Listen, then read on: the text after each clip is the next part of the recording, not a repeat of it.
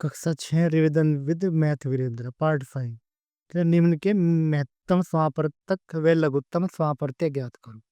अब दे रखा 36 व 48, तो हम क्या करेंगे, सबसे पहले 36 के गुणनखंड करेंगे और फिर हम 48 के गुणनखंड करेंगे। तो 36 के गुणनखंड कैसे करेंगे, इकाई अंक कितने 6 हैं, इनके 2 से डिवाइड हो जाएगा। तो 2 एकम 2, एक शेष बचा 16, तो 2 अट्ठी 16, फिर 2 नम 18, 3 3 9 और 3 एकम 3, यानी फैक्टर हो गए। अब 2 से करेंगे तो 2 2 दूनी 4, 2 चौक 8, 2 तक कट गया, 2 एकम 2, 2 दूनी 4, 2 से 2 छक्की 12 और 2 से कट गया 2 3 6 और 3 एकम 3, यानी कि इसके फैक्टर आ गए। अब क्या करेंगे, इनके फैक्टर लिखेंगे। पहले लिखेंगे 36 के। 36 के क्या है, 2 2 3 3, यानी कि 2 गुणा 2 और 3 गुणा के 3। अब लिखेंगे 48 के, यानी कि 2 4 तो 2 है, तो 2 के सामने 2 लिखेंगे और 1 3 है, तो 1 3 लिखेंगे।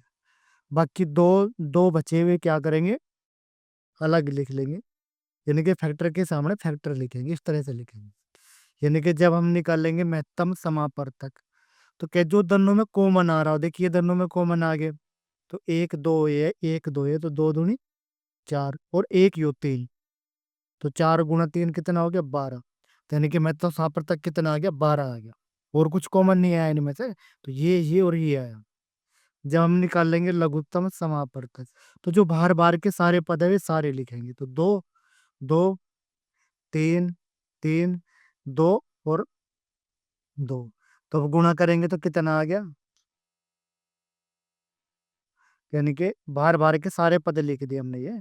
तो अब गुणा करेंगे तो कितना आ गया, ये आ गया आपके गुणा 2 दूनी 4, 4 ते 12, 12 ते 36, 36 दूनी 72, 72 दूनी 144, यानी कि ये आ गया इसका महत्तम पाठ।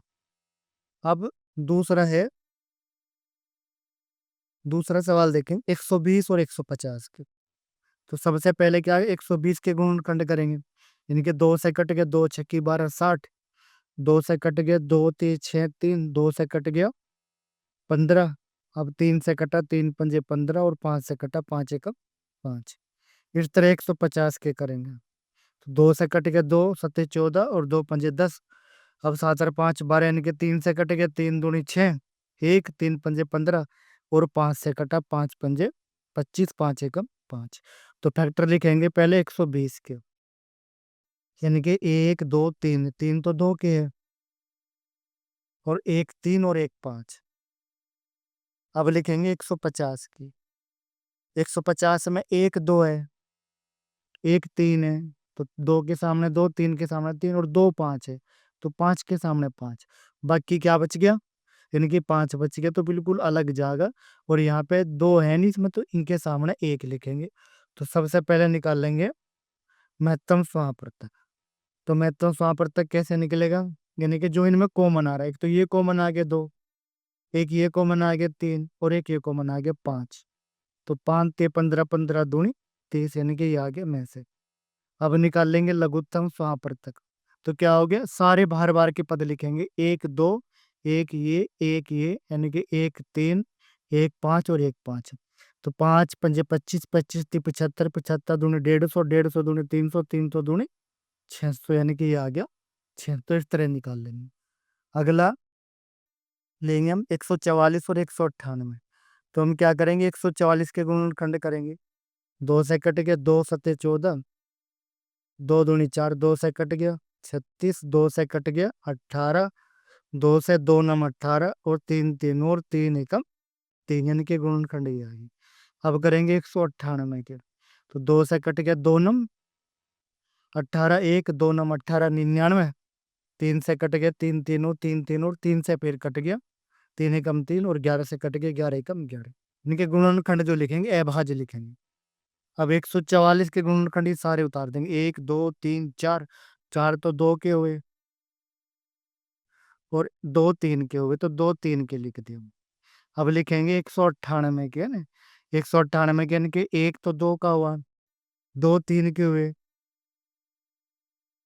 और 1 11 का हुआ, तो अलग लिख दिए।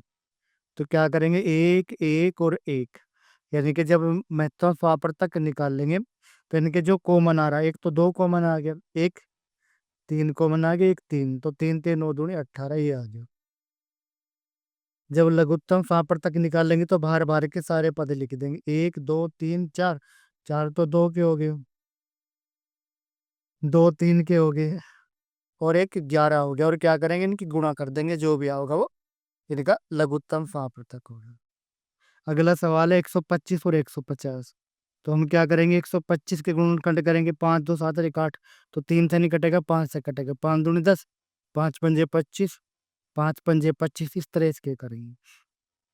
250 2 से कट गया, 125 5 से कटेगा भी है ना, 5 दूनी 10, 5 पंजे 25, फिर 5 से कट गया, 5 एकम 5, यानी कि गुणनखंड लिखेंगे 125, 125 के कितने, 3 5 के हो गए। अब लिखेंगे 250, 250 के, एक तो 2 का, 2 यहाँ नहीं अलग लिखेंगे, और 3 5 के, तो 5 के सामने 5 लिखेंगे। यानी कि जब महत्तम स्वाप्रतक निकाल लेंगे तो एक 5 जो कॉमन आ गया, यानी कि तीनों 5 कॉमन आ रहे, तो 5 पंजे 25 पंजे 125, ये आ गया महत्तम। यानी कि जब लघुत्तम निकाल लेंगे, तो यानी कि सारे बार बार के पद लिख देंगे, 5 5 और 2, 5 पंजे 25 पंजे 125 दूनी 250, यानी कि ये आ गया। अगला हो गया 240 और 360। तो हम क्या करेंगे, पहले 240 के गुणनखंड करेंगे, 2 एकम 2, 2 दूनी 4, 2 0 0, 2 तो 2 छक्की 12, 2 0 0, 2 से कटा 2 3 6 0, 2 से कट के 2 एकम 2, 2 पंजे 10, फिर 3 से 3 पंजे 15 और 5 एकम 5। इस तरह 360 के यानी कि 2 से डिवाइड करेंगे, 2 एकम 2, 2 अट्ठी 16, 2 0 0, 2 से करेंगे, 2 नम 18, 2 से करेंगे, 2 चौक 8, 2 पंजे 10, अब 5 4 यानी कि 3 से कट गया, 3 एकम 3, 3 पंजे 15, फिर 3 पंजे 15 और 5 एकम 5, इनके गुणनखंड ये आ गए। पहले 240 के लिखेंगे, कितने हो गए, 1 2 3 4, 4 तो 2 के हो गए, और 1 3 और 1 5 है, 1 3 और 1 5। अब यानी कि 360 के लिखेंगे, 1 2 3 तो 2 के हो गए, 1 2 और 3, 1 2 3 के हो गए, तो 1 3, 1 3 है नहीं तो अलग लेंगे, और 1 5 5 के सामने 5, यानी कि जो बचे उनकी जगह हम क्या लिख देंगे, 1।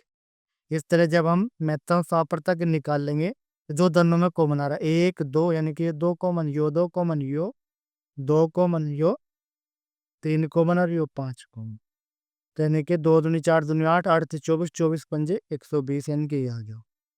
और जब लघुत्तम स्वाप्रतक निकाल लेंगे, तो इनकी बार बार की गुणा कर देंगे, तो 1 2 3 और 4, 4 तो 2 के, फिर 3, फिर 5, और फिर 3, और जो भी आएगा यानी कि गुणा कर देंगे, दैट सो